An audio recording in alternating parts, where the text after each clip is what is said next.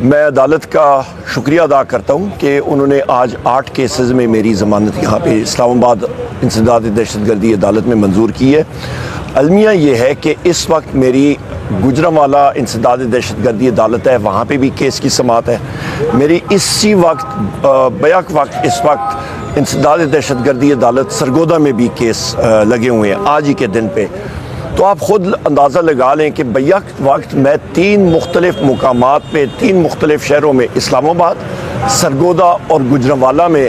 میرے پاس اڑن تشتری بھی ہو تو تب بھی میں نہیں پہنچ سکتا۔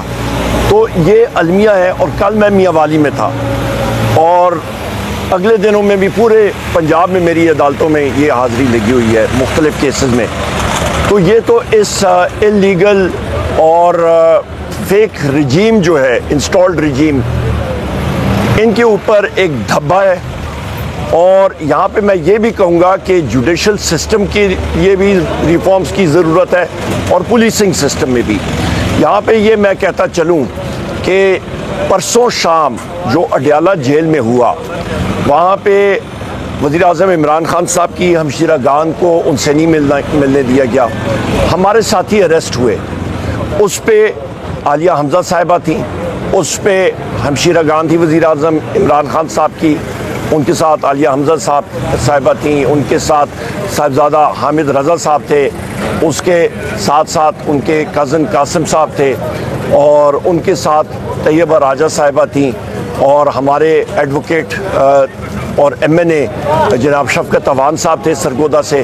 ان سارے ساتھیوں کو ناجائز طور پہ حراست میں رکھا گیا، اور وزیر اعظم عمران خان صاحب سے ان کی ہمشیرہ گان کی جو ملاقات نہیں ہوئی اس کو ہم لوگ کنڈیم کرتے ہیں۔ اس کے ساتھ ابھی آگے آتے ہیں، یہاں پہ ایک نیا بز ورڈ شروع ہو گیا ہے کہ جی ہارڈ سٹیٹ، ضرور پاکستان کو ہارڈ سٹیٹ ہونا چاہیے، پر ایک بات یاد رکھیں، کل میں نے فلور آف دا ہاؤس پہ بھی بات کی ہے، ایک ہارڈ سٹیٹ کی بنیاد آئین اور قانون کی ہونی چاہیے، نہ کہ تشدد اور جبر۔ جب آپ تشدد اور جبر پہ ریاست کو مضبوط کرتے ہیں تو اس سے بڑا کھوکھلا اینٹی اور کوئی ہو نہیں سکتی، وہ ایک کھوکھلی ریاست ہوتی ہے۔ آپ جتنی تاریخ ہے انسان کی وہ دیکھ لیں، اسلام جس وقت پھیلا اور نبی کریم محمد صلی اللہ علیہ وآلہ وسلم جب دنیا میں نہیں رہے، 632 اے ڈی میں اس دنیا میں نہیں رہے، 635 میں مسلمانوں کی فوجوں نے 2 سپر پاورز کو شکست دی، ایک چند مہینوں کے اندر بیزنٹائن امپائر کو، اور اس کے ساتھ ساتھ آپ کے پرشین امپائر کو، اور بنیاد یہ تھی کہ جو ریاست بنی تھی وہ آئین اور قانون، وہ قانون کی بنیاد پہ تھی۔ سر کہا جا رہا ہے کہ پی ٹی آئی کی جو گروپ بندیاں ان کی وجہ سے مدنیات بل جو ہے وہ پاس نہیں ہونے دیا گیا، وہ پاس نہیں، اس پہ آپ کا کیا رد عمل ہے، کیا کہنا چاہیں گے؟ دیکھیں، پاکستان تحریک انصاف میں جہاں تک آپ بات کرتے ہیں کہ جی گروپنگ، مجھے سمجھ نہیں آتی مسلم لیگ نون کے لوگوں میں، پیپلز پارٹی ہو گئی، باقی پارٹیوں میں، ان کو ہمارے انٹرنل افیئر سے کیا وہ ہے، مطلب تعلق ہے، لین دین کیا ہے، ان کے پیٹ میں کیا مروڑ پڑتا ہے، یہ مجھے سمجھ نہیں آتی۔ وہ کیا کھاتے ہیں کہ ان کو ہمارے سے ہی مطلب وہ ہوتا ہے، ہم جانے اور ہمارا کام جانے۔ میرا یا کسی ایکس وائی زیڈ سے پارٹی کے اندر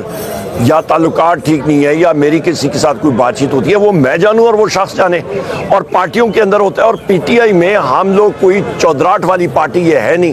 یہاں پہ سب ساتھی جو ہیں وہ برابر کے ہیں، اور وزیر اعظم عمران خان صاحب کے ساتھ ہم لوگ کھل کے بات کرتے ہیں، بالکل کھل کے بات کرتے ہیں، اور اپنا ویو پوائنٹ دیتے ہیں، اور لوگ جو ہیں وہ ان کے سامنے ایک دائرے کے اندر وہ بڑی سخت باتیں کر جاتے ہیں اور وہ برداشت کرتے ہیں۔ ہماری جمہوری پارٹی ہے، اور ہم لوگ جب ایک ڈیسیجن ہو جائے تو پھر سارے متحد ہیں، پارٹی ہماری متحد ہے وزیر اعظم عمران خان صاحب کی قیادت میں الحمدللہ۔ معدنیات بل کا ایک ہماری حکومت ہے جس کے چیف منسٹر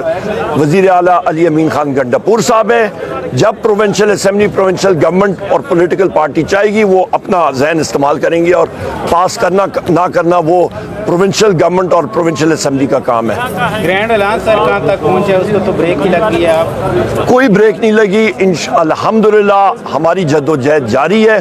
کل میں نے فلور آف دا ہاؤس پہ بھی بات کی۔